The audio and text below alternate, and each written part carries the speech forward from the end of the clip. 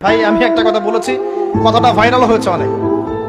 মানুষ মানুষের অবস্থানকেই ভালোবাসে, মানুষ কখনোই মানুষের অন্তঃসত্ত্বাকে ভালোবাসে না। অবস্থান আপনার ভালো, আপনার পিছনে মানুষের অভাব থাকবে না। আজকে আপনার ক্ষমতা আছে, পাওয়ার আছে, খ্যাতি আছে, ইত্যাদি আছে, মানুষ দেখবেন পিছনে ঘুরঘুর করছে, ঘুরঘুর করছে, এবং এরা কিন্তু সবাই সবার স্বার্থেই ঘুরঘুর করছে। এর বাইরে আল্লাহ পাক কিছু মানুষের মনে আল্লাহর পক্ষ থেকে মহব্বত দেন, এটা আলাদা বিষয়। আপনি মানুষকে সন্তুষ্ট করতে পারবেন না। পরিবার, বাবা মা, ছেলে মেয়ে, বউ বাচ্চা, কাউকে সন্তুষ্ট করতে পারবেন না। 100% আপনি কাউকে সন্তুষ্ট করতে পারবেন না। সারা জীবন করে যাবেন, আপনার বিরুদ্ধে অভিযোগ থেকেই যাবে। শুধু আল্লাহ রাব্বুল আলামিন অপেক্ষা করে বসে আছেন, আপনি কখন তওবা করে তার দিকে ফিরে আসবেন।